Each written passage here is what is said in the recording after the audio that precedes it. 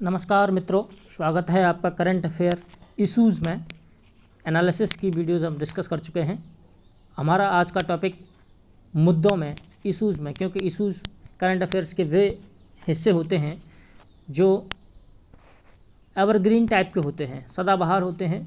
वो इस बार नहीं, अगली बार नहीं, इसके अगली बार, वो कभी न कभी किसी न किसी संदर्भ में पूछे जाते हैं। तो हमारा हालांकि शुरुआत एक छोटे से टॉपिक से है। छोटा सा टॉपिक है वर्ल्ड माइग्रेटरी बर्ड डे, यानी विश्व प्रवासी पक्षी जो दिवस से शुरुआत होती है। लेकिन हम इसके साथ convention on migratory species discuss करेंगे, जिसकी कॉन्फ्रेंस ऑफ पार्टीज़ की 13वीं जो कॉन्फ्रेंस हुई थी वो भारत में हुई थी, गांधीनगर में। इसलिए इम्पोर्टेंट इशू है, तो आप लोग इसे पेशेंसली, बहुत ही धैर्यपूर्वक इसको ज़रूर सुनें और देखें। यदि आपको ये वीडियो पसंद आता है तो लाइक, शेयर, सब्सक्राइब करना बिल्कुल ना भूलें। तो चलिए पहले बात करते हैं कि वर्ल्ड माइग्रेटरी बर्ड डे क्या है। ये एक एनुअल अवेयरनेस कैंपेन है। इसके माध्यम से ये प्रतिवर्ष मनाया जाता है।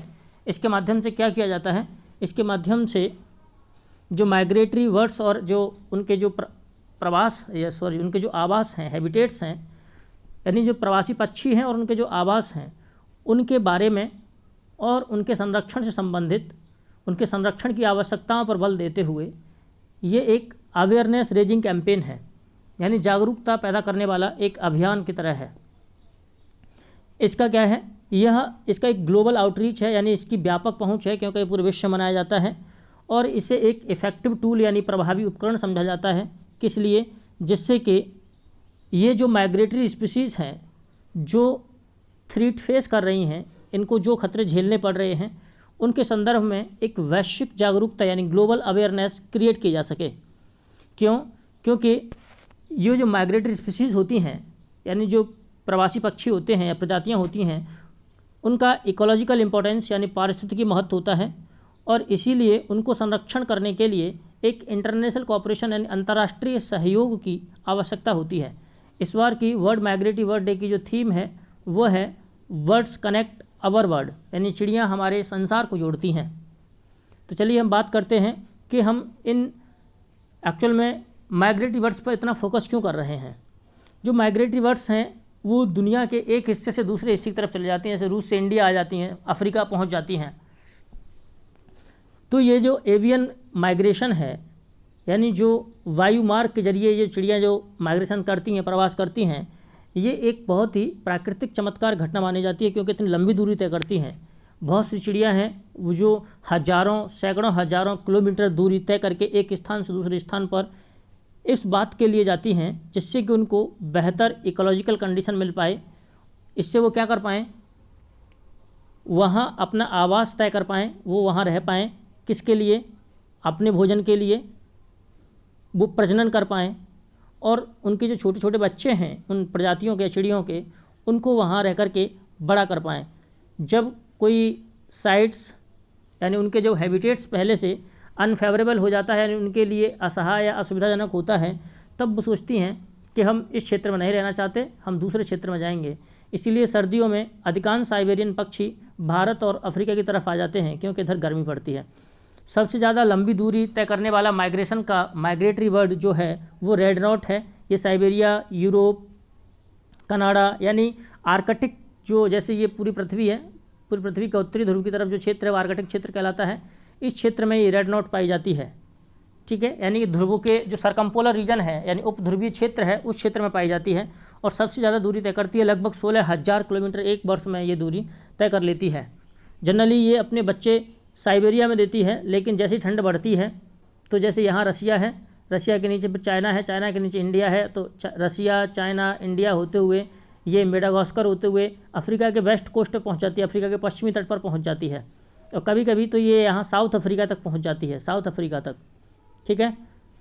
ये जो डे है यानी वर्ल्ड माइग्रेटरी बर्ड डे है, ये 2006 में पहली बार मनाया गया था और 2006 से ही लगातार मनाया जा रहा है। हुआ क्या था कि एक कन्वेंशन ऑन माइग्रेटरी स्पीशीज़, इसकी CMS, इसको बोलते हैं शॉर्ट में CMS, convention on migratory species, इसकी बैठक हुई थी COP की, कॉन्फ्रेंस ऑफ पार्टीज़ की बैठक 12वीं बैठक हुई थी फिलीपींस की राजधानी मनीला में।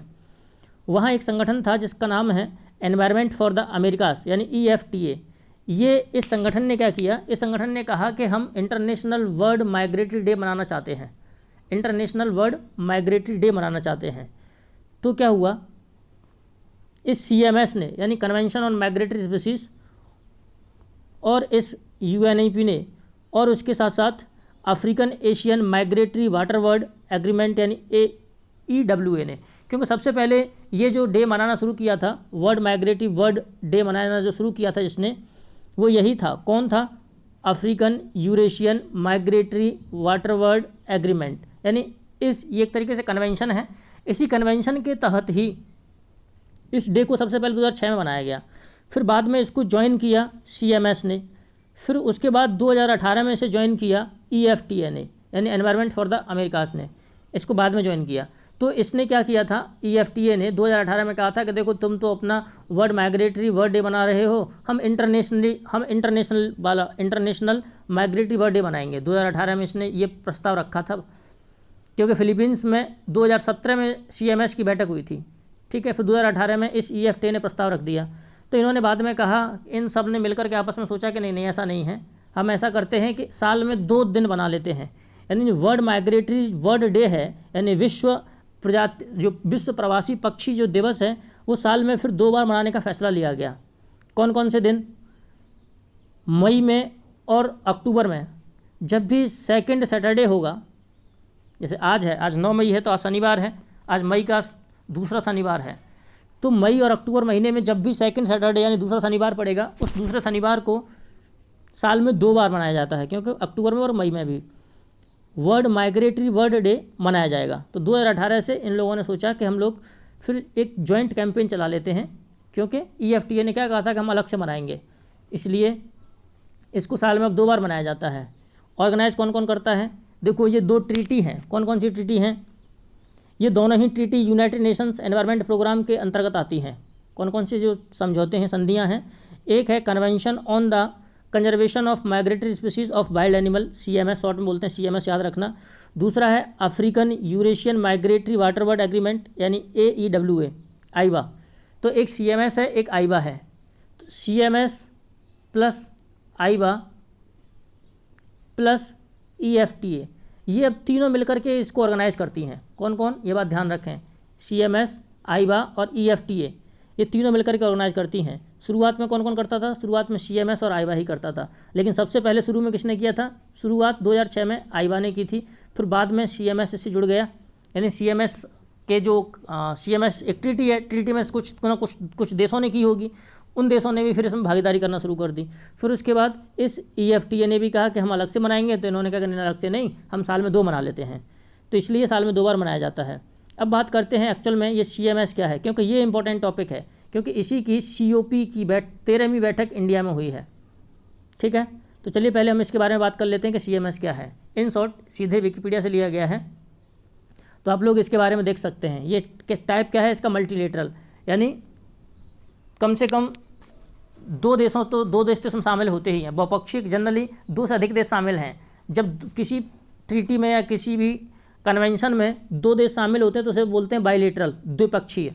जब 2 से अधिक देश शामिल होते हैं तो उसे बोलते हैं मल्टीलेटरल, बहुपक्षीय। तो ये कन्वेंशन ऑन माइग्रेटरी स्पीसीज जो है CMS है, एक मल्टीलेटरल कन्वेंशन फ्रेमवर्क है।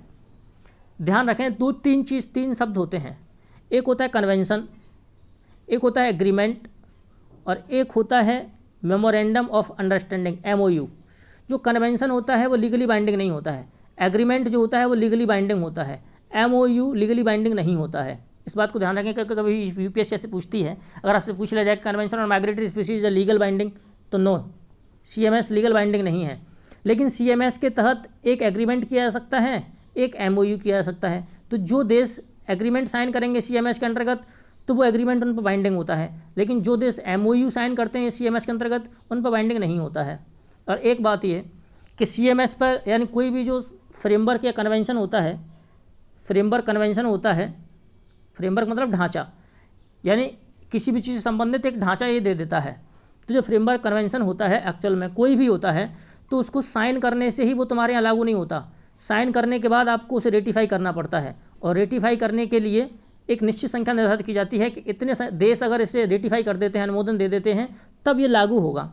यानी साइन करने के तुरंत बाद ही लागू नहीं हो जाता, बल्कि लागू तब होता है जब एक निश्चित संख्या रखी जाती है रेटिफाई करने के लिए कि इतने देश रेटिफाई करेंगे तभी ये लागू होगा। तो जैसे इसके बारे में भी हम लोग यही बात देखेंगे। क्या देखेंगे? इसका जो उद्देश्य क्या है? वाइल्ड लाइफ कंजर्वेशन, यानी कि कुल मिलाकर के वन्य जीव संरक्षण से संबंधित है, मोटा मोटा देखा जाए तो। इसको साइन किया गया था 6 नवंबर 1979 में। कहाँ किया गया था? बॉन है, जर्मनी में। इसलिए कन्वेंशन ऑन माइग्रेटरी स्पीसीज को, CMS को, बॉन कन्वेंशन भी कहते हैं। लेकिन ये लागू कब हुआ? 1 नवंबर 1983 को। ये सोचने वाली बात है, क्योंकि जिस समय साइन हुआ उसी समय लागू नहीं हुआ। क्योंकि लागू होने के लिए क्या कंडीशन रखी गई थी? कंडीशन रखी गई थी कि इस CMS को जितने देशों ने साइन किया है CMS पर, अगर उनमें से 15 देश इसको रेटिफाई कर देते हैं, अनुमोदन दे देते हैं, तब ये लागू हो जाएगा। वर्तमान में इसकी वैसे तो देशों के हिसाब से तो 129 हैं, लेकिन एक EU और जोड़ लेते हैं, यूरोपियन यूनियन, तो फिर इसमें 130 पार्टीज हो जाती हैं। पार्टीज़ का मतलब कितने देश इसमें हिस्सेदार हैं, ठीक है, तो उसका मतलब होता पार्टीज़। अब इसके हम सम्मेलनों की बात करें, कॉन्फ्रेंसेस की बात करें, इसके जो COP का मतलब क्या होता है? पार्टीज़ का मतलब क्या है? वो देश कौन से जिन्होंने कोई भी एग्रीमेंट पर साइन किया होता है, उसको वो COP कहलाते हैं, सबके सब, पार्टीज़ कहलाते हैं। अब उन पार्टीज़ की कॉन्फ्रेंस होती है तो वही COP बन जाती है। जैसे कि कॉन्फ्रेंस ऑफ पार्टीज़, ठीक है, तो उसे COP। तो CMS की सबसे पहले COP कहाँ हुई थी? सबसे पहले COP 1985 में हुई थी, जर्मनी के बॉन शहर में, जहाँ इसे साइन किया गया था, और इसी के नाम पर इसे बॉन कन्वेंशन भी कहते हैं कभी कभी। सबसे पहले इसको जर्मनी में, क्योंकि कभी कभी पहले जो बैठक होती है, कॉन्फ्रेंस होती है, UPSC पूछ लेता है। दूसरी हुई इसकी, देखते चलें हम लोग, दूसरी हुई थी इसकी जिनेवा में, तीसरी फिर से जिनेवा में हुई, फिर चौथी हुई COP की केन्या की राजधानी नैरोबी में, फिर स्विट्जरलैंड, फिर जिनेवा में, फिर साउथ अफ्रीका के शहर केप टाउन में हुई, फिर जर्मनी के बॉन में हुई, फिर केन्या नैरोबी में हुई, फिर इटली के रोम शहर में हुई, फिर नॉर्वे के वर्जन शहर में हुई, फिर जो 11वीं है वो इक्वाडोर की राजधानी क्विटो में हुई, फिर जो 12वीं है वो फिलीपींस की राजधानी मनीला में हुई, और जो इसकी अभी 13वीं जो हाल ही में बैठक हुई है, कब हुई है? देखो 15 से 22 फरवरी, कहीं कहीं 17 भी मिलता है, तो 15 से 22, 15 से स्टार्ट हुए थे, 24 को खत्म हुआ था कुल मिलाकर के।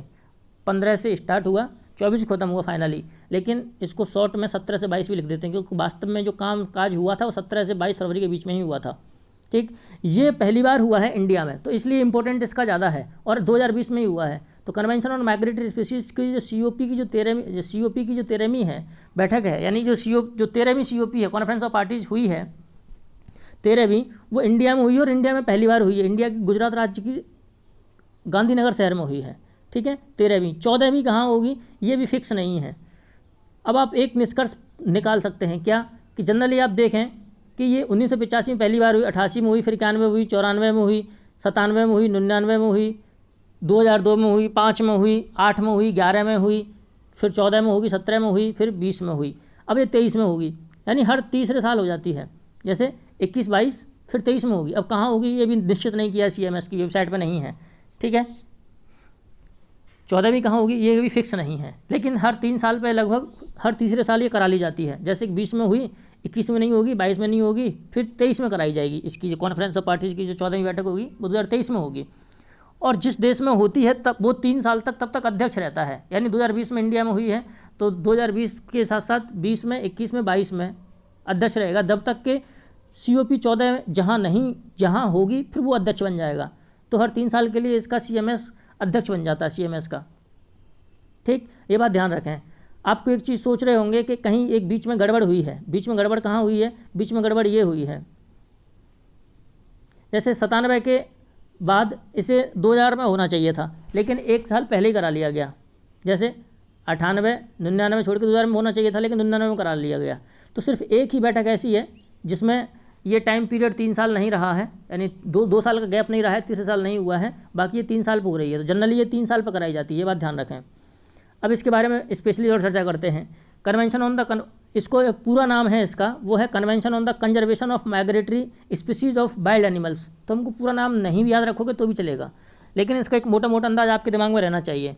इसको इन शॉर्ट में क्या बोलते हैं? शॉर्ट में बोलते हैं कन्वेंशन ऑन माइग्रेटरी स्पीसीज, ठीक है। ध्यान रखें, माइग्रेटरी स्पीसीज हम सिर्फ बर्ड की बात नहीं कर रहे हैं, उन सभी प्रजातियों की बात कर रहे हैं जो माइग्रेशन करती हैं, चाहे वो समुद्र जीव हों, चाहे वो चिड़िया हों, चाहे कोई भी हो। स्पीसीज कैसे होनी चाहिए? वो माइग्रेट, एक स्थान से दूसरे स्थान पर जाती हो। ठीक है, शॉर्ट में क्या कहते हैं इसे, कन्वेंशन ऑन माइग्रेटरी स्पीसीज। चूंकि ये बॉन में हुआ था इसलिए इसे बॉन कन्वेंशन भी कहते हैं। ये क्या है, एक इंटरनेशनल एग्रीमेंट है या मल्टीलेटरल एग्रीमेंट है जिसका उद्देश्य ये है कि जहाँ भी ये माइग्रेटरी स्पीसीज पाई जाती हैं जिन जिन देशों में, उन देशों की सहायता से, माइग्रेटरी रेंज का मतलब है कि जहाँ तक माइग्रेशन करने की रेंज हो, जहाँ तक वो माइग्रेशन करती हों, तो उन देशों की सहायता से इन माइग्रेटरी स्पीसीज़ को संरक्षित कर सकें। ये CMS की ट्रीटी किसके अंतर्गत काम करती है, तो United Nations environment Programme UNEP के वो कब स्थापित किया गया था, UNEP को 1972 में स्थापित किया गया था। और इसका मुख्यालय कहाँ, UNEP का मुख्यालय केन्या की राजधानी नैरोबी में है। ये बात ध्यान रखें, छोटे छोटे सवाल हैं जो कभी कभी एग्जाम में पूछे जाते हैं, पूछे भी गए हैं, ऐसी बात नहीं है। यानी इस ट्रीटी को, यानी इस CMS को या कन्वेंशन को कौन देखता है, कन्वेंशन ऑन माइग्रेटरी स्पीसीज़ को देखभाल कौन करता है, देखभाल करता है UNEP। अब ध्यान रखने वाली बात क्या है कि माइग्रेटरी स्पीसीज़ पर UN आधारित, यूनाइटेड नेशन बेस, यानी UN से संबंधित ये एकमात्र ऐसा कन्वेंशन है जो माइग्रेटरी स्पीसीज़ पर फोकस करता है। चाहे वो माइग्रेटरी स्पीसीज़ कैसी भी हो, चाहे वो स्थलीय क्षेत्र से आती हो, चाहे वो जलीय क्षेत्र की हो, एक्वेटिक हो या टेरेस्ट्रियल हो, चाहे वो एवियन हो, चाहे वो वायु माध्यम से, मतलब वायु मार्ग के माध्यम से माइग्रेशन करती हो, जैसे चिड़िया हो या कुछ जानवर हों या कुछ समुद्री जीव हों, तो वो माइग्रेटरी स्पीसीज़ हैं। तो वो उनका संरक्षण किसके अंतर्गत होगा, कन्वेंशन ऑन माइग्रेटरी स्पीसीज़ के तहत होता है। ठीक, अब कन्वेंशन ऑन माइग्रेटरी स्पीसीज़, ये तो कन्वेंशन है। एक कन्वेंशन नॉन लीगली बाइंडिंग होता है। कन्वेंशन एक ढांचा देता है जिसके आधार पर हम लोग काम करते हैं। इसके बाद एग्रीमेंट किए जाते हैं, तो एग्रीमेंट इसके अंतर्गत जो किया जाएगा वो बाइंडिंग होगा, और MOU किया जाएगा वो बाइंडिंग नहीं होगा। अपने आप में कन्वेंशन बाइंडिंग नहीं होता है। जैसे कि एक ऐसा ही कन्वेंशन है, कौन सा है, United nation framework convention on climate change, यानी UNFCCC, तो ये लीगली बाइंडिंग नहीं है। ठीक है, अब इसके तहत किसी ने एग्रीमेंट किया होगा तो उस देश पर वो लीगली बाइंडिंग होगा, अगर MOU साइन किया होगा तो वो लीगली बाइंडिंग नहीं होगा। ये बात ध्यान रखें, कन्वेंशन अपने आप में लीगली बाइंडिंग नहीं होता है। अब इसकी वेबसाइट पर अगर जाएंगे आप CMS की पे, तो आपको ये स्ट्रक्चर मिल जाएगा। कॉन्फ्रेंस ऑफ पार्टीज़ क्या होता है, किसी भी, मतलब कोई भी कन्वेंशन होता है तो उस कन्वेंशन को करने के लिए जनरली देश उसमें जुड़ते हैं, उन देश को पार्टीज़ कहा जाता है। अब पार्टीज़ की जब बैठक होती है या कॉन्फ्रेंस होती है तो उसी को हम लोग क्या बोलते हैं, कॉन्फ्रेंस ऑफ पार्टीज़। ये कॉन्फ्रेंस ऑफ पार्टीज़ किसी भी कन्वेंशन की, कोई भी हो, ये CMS है यहाँ, तो कोई भी हो, ये कॉन्फ्रेंस ऑफ पार्टीज़ किसी भी कन्वेंशन के लिए हायर डिसीजन मेकिंग बॉडी होती है, यानी सबसे अधिक निर्णय इसी कॉन्फ्रेंस में किए जाते हैं। बाकी स्टैंडिंग कमेटी है, साइंटिफिक काउंसिल है, तो ये सब सहायता करने वाली हैं, इनका कोई योगदान नहीं है। ठीक है, ये स्ट्रक्चर सिर्फ आपकी जानकारी के लिए दे दिया गया है, इसका कोई मतलब नहीं है। CMS काम किसके थ्रू करता है, CMS काम करता है वर्किंग ग्रुप्स के थ्रू, और ये वर्किंग ग्रुप्स जो होते हैं वो रीजनल लेवल पर भी काम करते हैं, कुछ स्पीसीज स्पेसिफिक काम करते हैं, ठीक, और कुछ थीमेटिक रूप से काम करते हैं। यानी ये ग्रुप होते हैं वो देश विशेष में या क्षेत्र विशेष में काम करते रहते हैं। CMS इन्हीं के थ्रू काम करता, देखता है कि कहाँ संरक्षण हो रहा है, कहाँ नहीं हो रहा है। जैसा हमने बताया था कि इसके जो टोटल पार्टीज़ हैं वैसे तो 129 हैं, लेकिन अगर EU को जोड़ दिया जाए तो 130 हो जाती हैं। नवंबर 2019 तक का आंकड़ा है। और जिस देश ने हाल ही में, यानी जो देश इसमें पार्टी बना है हाल ही में, वो देश है मालदीव। यानी लेटेस्ट कंट्री इसको ज्वाइन करने वाला CMS को कौन है, वो है मालदीव। इसमें स्पीसीज जो कवर की जाती हैं, यानी जो कन्वेंशन ऑन माइग्रेटरी स्पीसीज़ है, इस कन्वेंशन यानी CMS कन्वेंशन में 2 लिस्ट हैं, इनको अपेंडिक्स बोला जाता है। अपेंडिक्स क्यों बोला जाता है, अपेंडिक्स इसलिए है क्योंकि ये कन्वेंशन जो टेस्ट कन्वेंशन है, आप इसकी वेबसाइट पर जाकर पढ़ सकते हैं। ठीक है, दिया गया है जो टेस्ट कन्वेंशन है, यानी जो कन्वेंशन लिखा हुआ है उसके पिछले पन्नों में ये अपेंडिक्स दी गई हैं। तो अपेंडिक्स, तो इसमें 2 लिस्ट हैं, यानी CMS के अंतर्गत 2 लिस्ट हैं। एक को बोला जाता है अपेंडिक्स 1 और दूसरे को बोला जाता है अपेंडिक्स 2। अपेंडिक्स 1 के अंतर्गत वो स्पीशीज़ कवर की जाती हैं, वो डाली जाती हैं जो इंडेंजर्ड स्थिति में हो या फिर उनके विलुप्त होने का खतरा हो। तो विलुप्त होने का जब खतरा होता है तो उस पर प्रॉम्प्ट एक्शन की बात कही जाती है, तुरंत कार्रवाई करने की बात कही जाती है। यदि कोई स्पीशीज़ अपेंडिक्स 1 में शामिल कर ली जाती है CMS के थ्रू, तो इसका मतलब है कि उस स्पीशीज़ के विलुप्त होने का खतरा है, इसलिए उस पर उसका संरक्षण तुरंत करना चाहिए। ठीक, और अपेंडिक्स 2 में यदि कोई शामिल कर ली जाती है, कोई स्पीशीज़, माइग्रेटरी स्पीशीज़ कोई अपेंडिक्स 2 में शामिल होती है, तो इसका मतलब यह है कि उसके कंजर्वेशन के जो प्रयास चल रहे हैं वो ठीक ठाक नहीं चल रहे हैं, उनको और बढ़ाओ। जबकि अपेंडिक्स 1 में कहते हैं कि तुरंत कार्रवाई करो, नहीं तो ये खत्म हो जाएगी, क्योंकि ये कहाँ है, थ्रेटेंड विद एक्सटिंक्शन, यानी विलोप होने का खतरा है, उसका एंडेंजर्ड स्थिति में है। इसलिए अपेंडिक्स 1 अधिक संरक्षण देती है, जबकि अपेंडिक्स 2 कम संरक्षण देती है। अपेंडिक्स 1 तुरंत कार्रवाई की बात करती है, जबकि अपेंडिक्स 2 में स्पीशीज़ के जो शामिल होंगी उन पर कहा जाता है कि देखो आप इंटरनेशनल कॉर्पोरेशन और बढ़ाओ, सहयोग और बढ़ाओ, क्योंकि इसका जो कंजर्वेशन है वो बहुत अच्छा नहीं चल रहा है। अब बात करते हैं इंडिया के संदर्भ में, इंडिया और CMS में क्या रिलेशन है। तो इंडिया 1983 में जब से ये लागू हुआ है तभी से इसका पार्टी है, लेकिन इंडिया ने नॉन लीगली बाइंडिंग साइन किया है। इसका मतलब क्या साइन किया होगा? इंडिया ने मेमोरेंडम ऑफ अंडरस्टैंडिंग साइन किया है। इंडिया ने एग्रीमेंट साइन नहीं किया है CMS के साथ। CMS के साथ इंडिया ने क्या किया है? MOU साइन किया है, और MOU क्या है? नॉन लीगली बाइंडिंग होता है। यानी अगर इंडिया इन प्रावधानों को लागू नहीं भी करता है तो इंडिया पर कोई कार्रवाई नहीं की जाएगी, लेकिन लीगली बाइंडिंग होता है तो कार्रवाई हो जाती है। इंडिया ने किसके संबंध में MOU किया है? साइबेरियन क्रेन है, मराइन टर्टल है, डुगोंग है, रैप्टर्स हैं। ठीक है, तो ये आपको किस डेट में किया गया ये याद रखने की कोई आवश्यकता नहीं है, लेकिन ये याद रखें कि इंडिया ने किन किन स्पीशीज़ पर यानी किन किन जीवों पर MOU कर रखा है। जैसे साइबेरियन क्रेन है, मराइन टर्टल है, डुगोंग है, रैप्टर्स हैं, तो इन पर कर रखा है। यानी अगर इंडिया ने अगर MOU किया है तो इसका मतलब है कि इंडिया इनको बचाने का प्रयास करेगा, लेकिन अगर नहीं भी कर पाता है तो इंडिया पर कोई कार्रवाई नहीं की जाएगी। ये बात ध्यान रखने वाली है। एक बहुत अच्छा फैक्ट क्या है कि इंडिया का जो टोटल लैंड एरिया है वो विश्व की टोटल लैंड का कितना है? 2.4% है। यानी इंडिया का जो क्षेत्रफल है वो पूरे विश्व का कितना है? पूरे विश्व का जो स्थलीय क्षेत्रफल है, ध्यान रखें स्थलीय क्षेत्रफल, मैं पूरे ग्लोब की बात नहीं कर रहा हूँ, क्योंकि पूरे ग्लोब की बात करेंगे तो इंडिया का एरिया बैठता है 0.57% सिर्फ, क्योंकि उसमें तो ग्लोब पे तो पानी भी है ना। तो पूरे ग्लोब में जितनी धरती है उस धरती का 2.4% एरिया किसके पास है? इंडिया के पास है। लेकिन 2.4% एरिया के होने के बावजूद भी पूरे विश्व में जितनी ग्लोबल डाइवर्सिटी पाई जाती है, वैश्विक जैव विविधता जितनी भी पाई जाती है, उसका 8% इंडिया में ही पाया जाता है। इसका मतलब है कि इंडिया डाइवर्सिटी में यानी बायोडाइवर्सिटी या जैव विविधता में एक रिच कंट्री है, क्योंकि 2.4% एरिया है सिर्फ, जबकि बायोडाइवर्सिटी पूरे विश्व की कितनी है? इंडिया में 8% है। पश्चिमी घाट बायोडाइवर्सिटी के संबंध में यानी भारत का जो वेस्टर्न घाट है या सह्याद्री पर्वत है वो बहुत ही रिच क्षेत्र है, इसीलिए उसे बायोडाइवर्सिटी हॉटस्पॉट की संज्ञा दी जाती है इंडिया में। वैसे तो इंडिया में कुल 4 बायोडाइवर्सिटी हॉटस्पॉट हैं, तो हम लोग जब कभी एनवायरनमेंट डिस्कस करेंगे तो देखेंगे बायोडाइवर्सिटी हॉटस्पॉट के बारे में। इंडिया से कौन कौन से जो पक्षी हैं या पक्षियों का जो कौन कौन सा मार्ग गुजरता है ये बात ध्यान रखें। इंडिया से 2 फ्लाईवे गुजरते हैं पक्षियों के, माइग्रेशन जो करते हैं पक्षी। हालांकि माइग्रेशन करने वाले पक्षियों के अलावा और भी जीव हो सकते हैं, लेकिन हम किस किस की बात कर रहे हैं? फ्लाईवे की बात कर रहे हैं। एक फ्लाईवे गुजरता है, एक ओशियन का रास्ता गुजरता है। फ्लाईवे कौन है? एक तो साइबेरिया होकर के सेंट्रल एशियन फ्लाईवे है, साइबेरिया चाइना होकर के इंडिया अफ्रीका तक जाता है।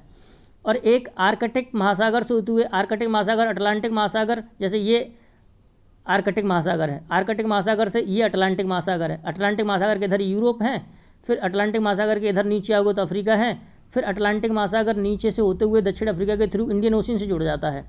जैसे यहाँ ये इंडिया है तो यहाँ जुड़ जाता है। तो इंडिया के पास माइग्रेटरी स्पीशीज़ की दो वे हैं, 2 रास्ते हैं। एक तो फ्लाईवे है और एक ओशियन का रास्ता है, सेंट्रल एशियन फ्लाईवे है, और दूसरा जो ओशियन के थ्रू जो आते हैं, जैसे कि आपने ऑलिव रिडलेज कछुओं का नाम सुना होगा, तो वो आर्कटिक महासागर अटलांटिक महासागर होते हुए इंडियन ओशियन में आ जाते हैं और उड़ीसा के गहरमाथा नाम के स्थान पर प्रजनन करते हैं, तो ये आपने सुना होगा। और इंडिया में जितनी माइग्रेटरी स्पीशीज़ आती हैं लगभग उसमें से 29 तो ऐसी हैं जो थ्रीटेंड स्पीशीज़ हैं, यानी खतरे की स्थिति में हैं।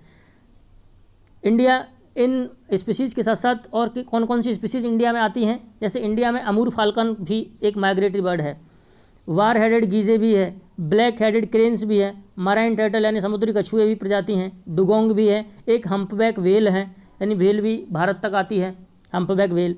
तो ये कुछ ऐसी प्रजातियां हैं जो इंडिया तक माइग्रेट कर जाती हैं। तो ध्यान रखें, कभी कभी बाई चांस पूछ लिया जाए कि इंडिया के लिए कौन कौन सी माइग्रेटरी स्पीशीज़ हैं या इंपॉर्टेंट माइग्रेटरी स्पीशीज़ कौन कौन सी हैं, तो आपको दे दे 1 2 3 4 5 करके फिर कहकर चुनो।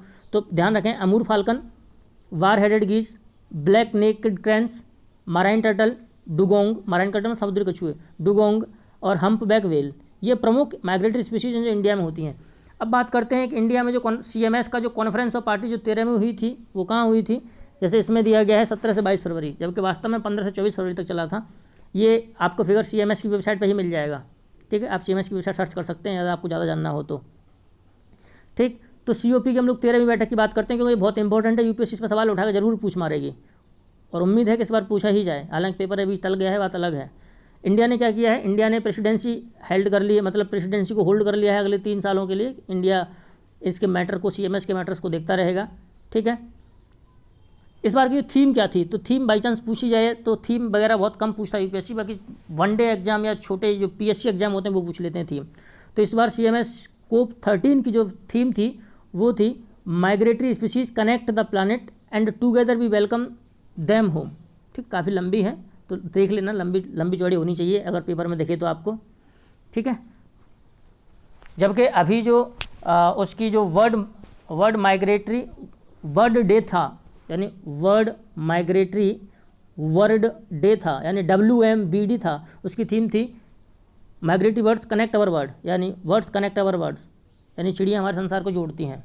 ठीक है, अब क्या है कि इस बार का जो COP की जो 13 थी, COP की जो 13 कॉन्फ्रेंस हुई थी, ठीक है, उसका जो मस्कट था, मस्कट का मतलब होता है शुभंकर, उसका शुभंकर था वो है GB, तो उसको GB भी कहा जाता है लोकली लैंग्वेज में, जबकि उसका वास्तविक नाम है द ग्रेट इंडियन बस्टर्ड, जो मुख्य रूप से पाकिस्तान रेगिस्तान वाले क्षेत्र में पाई जाती है, पाकिस्तान और इंडिया के रीजन में पाई जाती है। ठीक, ग्रेट इंडियन बस्टर्ड, इसका लोकल नाम GB है और इसी को शुभंकर बनाया गया था। और ये जो ग्रेट इंडियन बस्टर्ड है वो IUCN की रेड लिस्ट में क्रिटिकल एंडेंजर्ड स्पीसीज, यानी कि CE की श्रेणी में आती है, क्रिटिकली एंडेंजर्ड।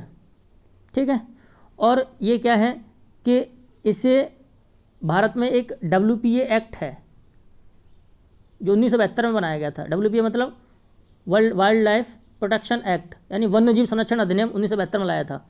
इस अधिनियम में 6 लिस्ट हैं, 6। ठीक है, हम लोग नीचे देखेंगे अभी, इस 6 लिस्ट हैं। 6 लिस्ट में से जो भी जीव इसकी पहली लिस्ट में शामिल होगा उसको हाईएस्ट प्रोटेक्शन मिलता है। ठीक है, हाईएस्ट प्रोटेक्शन। तो IUCN की रेड लिस्ट में कहाँ आती है, क्रिटिकल इंडेंजर्ड में आती है, और इंडिया में इसको वर्ल्ड लाइफ प्रोटेक्शन एक्ट 1972 की शेड्यूल फर्स्ट में रखा गया है। इसका मतलब इसको हाईएस्ट प्रोटेक्शन मिला हुआ है। एक सवाल 2017 में पूछा था ऐसा ही UPSC ने, कि जैसे यदि किसी स्पीसीज़ को WPA की उसी श्रेणी में डाल दिया जाता है जिसमें टाइगर शामिल है, तो इसका मतलब क्या होगा। अगर इसका मतलब है कि आपको यह पता होना चाहिए कि टाइगर किस श्रेणी में है, तो टाइगर एक खतरे वाली सूची में है, तो टाइगर को कहाँ रखा गया होगा, generally world life protection act की सूची फर्स्ट में रखा गया होगा। सूची फर्स्ट में अगर कोई और जीव, मतलब टाइगर का स्टेटस ही, टाइगर को जितना प्रोटेक्शन मिला हुआ है उतना ही प्रोटेक्शन अगर किसी और प्रजाति को मिलेगा, इसका मतलब कि उसको WPO के तहत, WPA यानी वर्ल्ड लाइफ प्रोटेक्शन एक्ट के तहत उसको हाईएस्ट प्रोटेक्शन मिलेगा। तो UPSC कभी कभी ऐसे उल्टे सवाल ही पूछ लेती है। इसका जो लोगो बनाया था वो लोगो एक साउथ की आर्ट है, इसका नाम है कोलम। उस कोलम आर्ट से प्रेरित था इसका जो लोगो था। कौन सा है लोगो, जैसे ये जो बना हुआ है ऐसा, तो ये एक्चुअल में साउथ की कोलम आर्ट से प्रेरित है। तो बाई चांस पूछ ले तो इस कोलम आर्ट के बारे में आप लोग जानते रहिएगा। ठीक है, इसमें क्या था, इस पूरी कॉन्फ्रेंस में जिस चीज़ पर फोकस किया गया, जिस चीज़ पर ज़्यादा फोकस किया गया था वो था कुल मिलाकर के इकोलॉजिकल कनेक्टिविटी वाला कॉन्सेप्ट था। यानी कुल मिलाकर के सभी पारिस्थितिकी तंत्र आपस में जुड़े रहने चाहिए।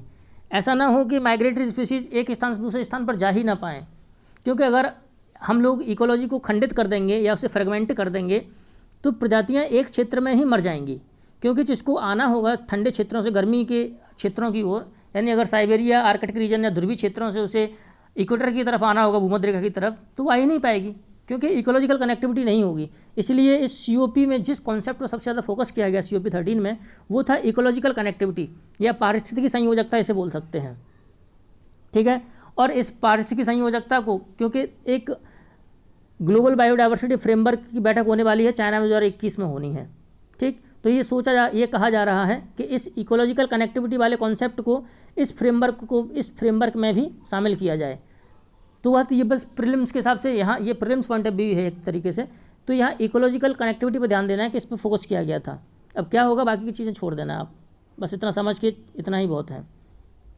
ठीक, आगे एक बात और सुने, क्या है कि यदि हम बायोडाइवर्सिटी और माइग्रेटरी स्पीसीज़ को आपस में इंटीग्रेट कर देते हैं, जैव विविधता और माइग्रेटरी स्पीसीज़ को आपस में जोड़ते हैं, तो उससे क्या होगा कि हमारा जो एनवायरनमेंट होगा वो भी संरक्षित रहेगा, क्योंकि हमारी अगर बायोडाइवर्सिटी रहेगी यानी जीव जिंदा रहेंगे तो माइग्रेटरी स्पीसीज भी जिंदा रहेंगी। इसीलिए क्या कहा गया है इस COP 13 में ये भी कहा गया कि बायोडाइवर्सिटी और माइग्रेटरी स्पीसीज जैसी मुद्दों को देश अपने नेशनल एनर्जी और क्लाइमेट पॉलिसी एक्शंस में शामिल करें। यानी जब भी देश अपनी ऊर्जा नीति बनाए, क्योंकि ऊर्जा के लिए हमको क्या है, नॉन रिन्यूएबल की बजाय हमको कहाँ फोकस करना चाहिए, रिन्यूएबल की तरफ, तभी तुम बचा पाएंगे बायोडाइवर्सिटी को। नहीं तो हम लोग धुआं पैदा करता रहेंगे, नाइट्रोजन ऑक्साइड निकालेंगे, कार्बन डाइऑक्साइड निकालेंगे, कार्बन मोनोऑक्साइड निकालेंगे, ठीक है। और जो पार्टिकल्स होते हैं PM2, PM2.5, PM5, PM10 particulate matter, ये पैदा करेंगे।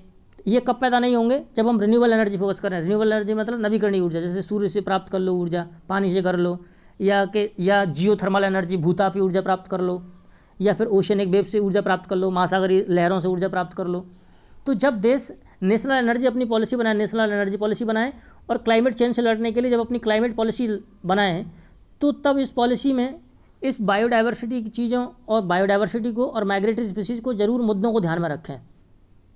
और इस COP में सबसे पहले कुछ चीज़ों पर फोकस किया गया है।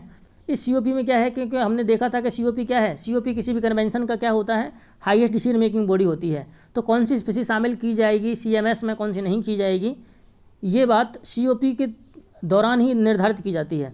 इस COP के अंतर्गत कुल मिलाकर के 10 स्पीसीज़ को शामिल किया गया है, 10 को, जिसमें से इंडिया की 3 स्पीसीज इस CMS में शामिल कर ली गई हैं। कौन कौन सी, एशियन एलिफेंट, बंगाल फ्लोरिकन और ग्रेट इंडियन बस्टर्ड।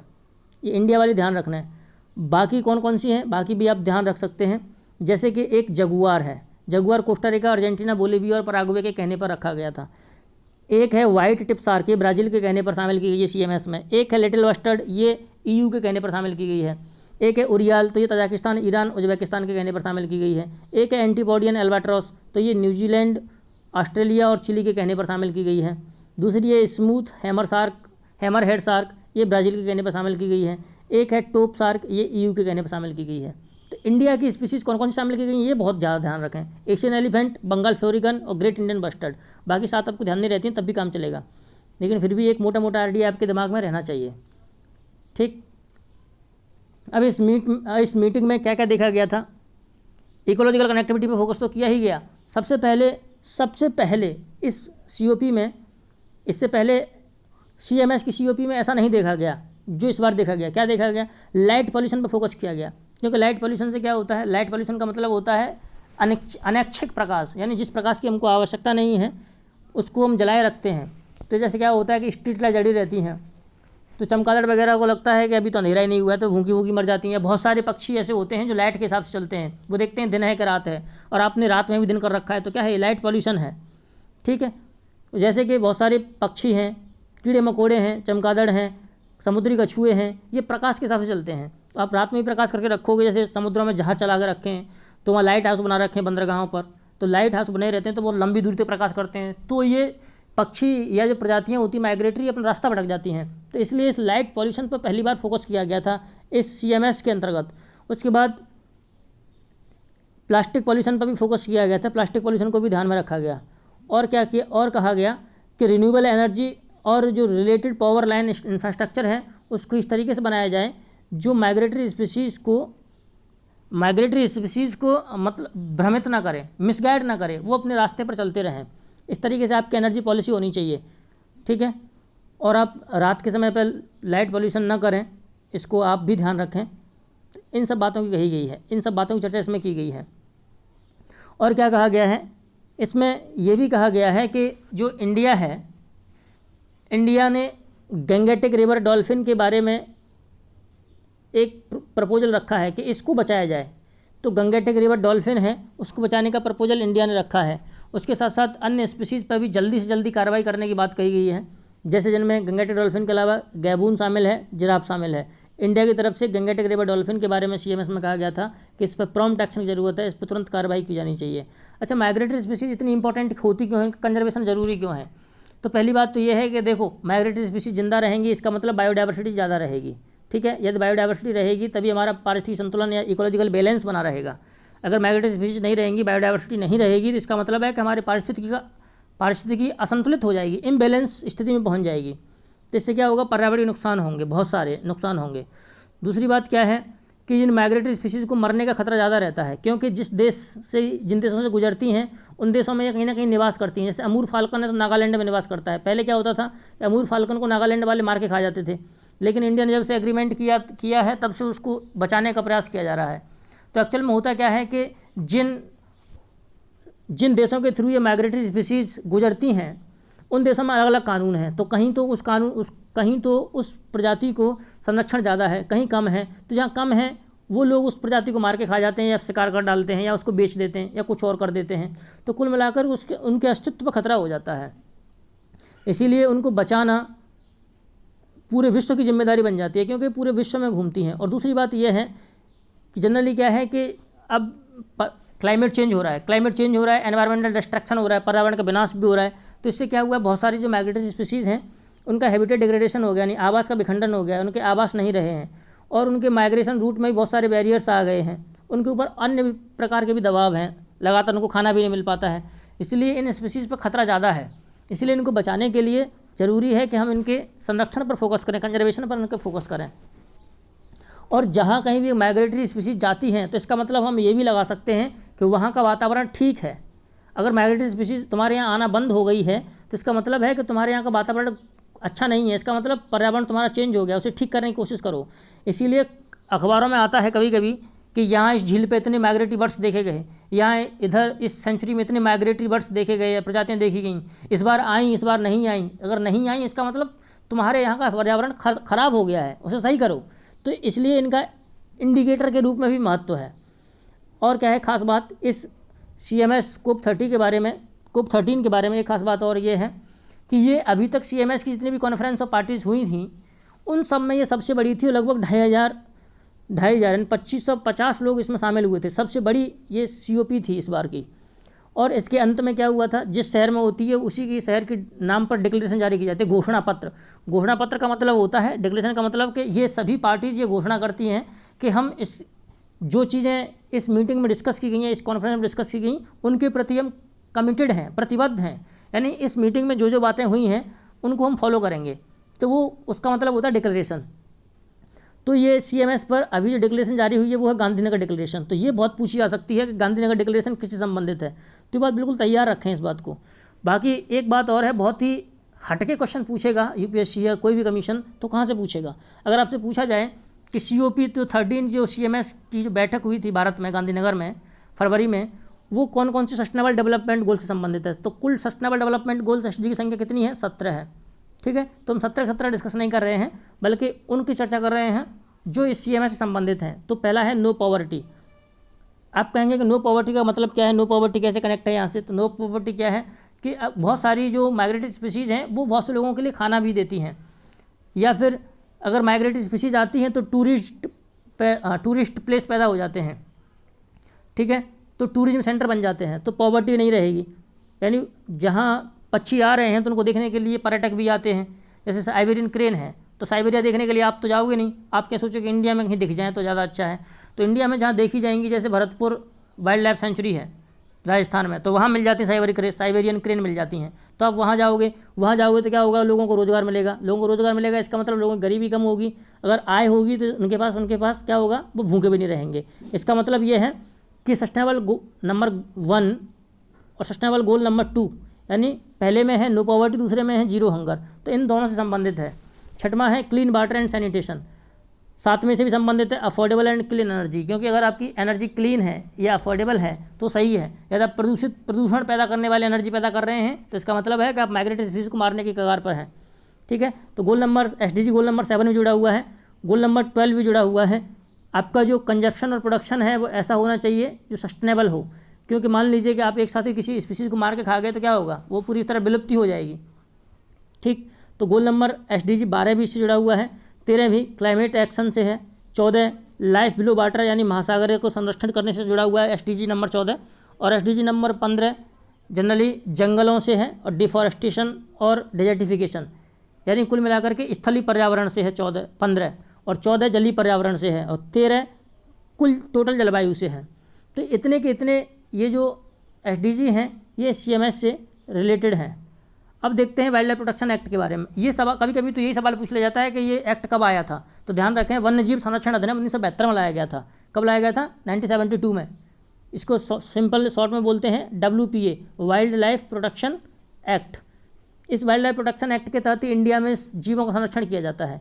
इसमें कुल 6 शेड्यूल हैं। कितनी सूचियाँ हैं, कितनी अनुसूचियाँ हैं, 6 हैं।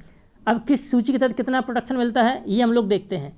अगर कोई स्पीसीज़ WPA की शेड्यूल फर्स्ट में और शेड्यूल सेकंड पार्ट में शामिल कर ली जाती है तो इनका मतलब है कि उनको एब्सोल्यूट प्रोटेक्शन मिला हुआ है। इसका मतलब आप उनसे कोई छेड़छाड़ नहीं कर सकते। अगर आपने थोड़ी भी छेड़छाड़ की तो आपको भारी जुर्माना देना पड़ेगा और हो सकता है जेल, सज़ा सब कुछ आपको हो जाए, हाईएस्ट पेनल्टी लगेंगी आपके ऊपर, ठीक है। जबकि शेड्यूल थर्ड और शेड्यूल फोर्थ में जो है वो प्रोटेक्शन तो मिला हुआ है स्पीसीज़ को, लेकिन कम प्रोटेक्शन है, आपके ऊपर दंड भी कम लगेगा यदि आप इसको वायलेशन करते हैं, उल्लंघन करते हैं तो। शेड्यूल 5 में वो एनिमल शामिल हैं जिनको आप हंटिंग कर सकते हो, इनका शिकार कर सकते हो, जिनको कभी कभी मारा भी जाता है सॉरी, जैसे बिहार में नीलगायों का प्रकोप बहुत बढ़ गया था तो नीलगायों की कलिंग की गई थी। कलिंग और हंटिंग में एक अंतर होता है, CULLING। कलिंग का मतलब है कानून के तहत किसी को मारना, यानी जब आप जीवों को कानून के तहत मारते हो या उनकी हत्या करते हो तो वो कलिंग कहलाता है, CULLING, ठीक है। जबकि आप अवैध रूप से शिकार करते हो तो उसे हंटिंग बोलते हैं, और उससे भी ज़्यादा अवैध रूप से करते हो तो उसे पोचिंग बोलते हैं, POACHING, ठीक है। तो हंटिंग, पोचिंग और कलिंग में ये अंतर समझते रहिएगा। अगर शेड्यूल नंबर 6 में है, शेड्यूल नंबर 6 में ये है कि आप उनको प्रोटेक्शन मिला हुआ है लेकिन आप फिर भी उनकी खेती नहीं कर सकते या उनको पाल नहीं सकते आप, ठीक। तो कुल मिलाकर के हम लोगों ने इस CMS के बारे में देखा, COP 13 के बारे में देखा। तो आज के इस वीडियो लेक्चर में इतना ही है आपके लिए करंट अफेयर इशूज़ में। आपका बहुत बहुत धन्यवाद। जय हिंद।